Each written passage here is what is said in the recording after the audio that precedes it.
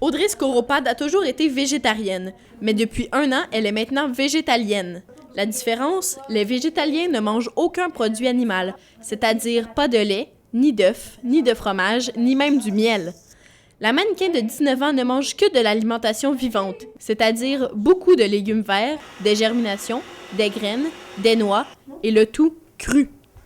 Et depuis ce changement de mode de vie, Audrey se sent beaucoup plus en forme et en santé. J'ai beaucoup plus d'énergie. Tous les malaises, exemple les mal de tête fréquents, des petites grippes sans aucune raison, tu sais, des choses comme ça a disparu. La dernière fois, j'ai pris un comprimé comme un Tylenol ou un ibuprofène, une affaire comme ça. Ça fait 6 mois, là, avant que je commence à manger cru, vivant. Ici, au restaurant Le Cagibi, coin Saint-Laurent et Saint-Viateur à Montréal, on ne sert que de la nourriture végétarienne. Du déjeuner au souper, une foule de repas originaux y sont proposés. Les clients ne sont pas tous végétariens, mais ça leur permet de découvrir une nouvelle cuisine. La propriétaire, Marie-Ève Robitaille, a vu sa clientèle augmenter depuis 3 ans. Elle a l'impression que les gens sont plus soucieux de leur santé. Je pense que c'est bon pour ta santé en général. Ouais. Puis c'est contre la cruauté des animaux aussi, ce qui est important. Contrairement à ce qu'on pourrait penser, il n'est pas nécessaire, quand on est végétarien, de remplacer la viande par un autre aliment. En fait, l'être humain n'a pas besoin de viande pour survivre. Une alimentation végétarienne apporte tous les éléments nécessaires à une bonne santé.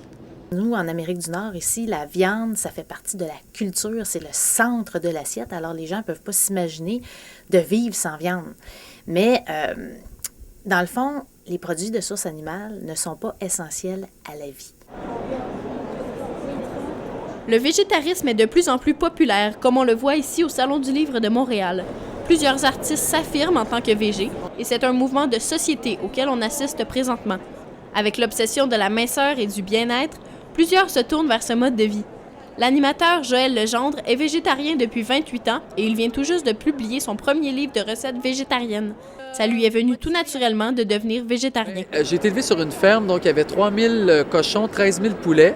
Et on devait, nous, comme enfants de cultivateurs et de fermiers, l'été, entre autres, tuer les poulets, les éplumer, les vider, les ébouillanter pour les manger par la suite. Alors, très vite, dans mon enfance, j'ai fait le lien entre l'animal qu'on doit tuer pour le manger. Et avant de me coucher, je vais faire tremper mes graines, que ce soit pour faire un lait de noix. Être végétarien, ça amène aussi une conscience sociale qui pourrait régler bien des problèmes environnementaux.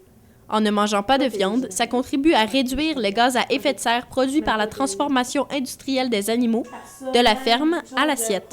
En mangeant beaucoup de légumes, ça réduit les emballages et les déchets qui polluent. Je suis green en mangeant comme ça, dans le fond, parce que j'ai pas vraiment d'emballage quand j'achète les choses. J'ai pas besoin de tuer pour manger, donc je mange aucun animal. Tout ce que je mange, ça vient de la terre. Le végétarisme n'est donc pas seulement un mode de vie, mais un choix de société. Caroline Murray-Daigneault, La Cité collégiale, à Montréal.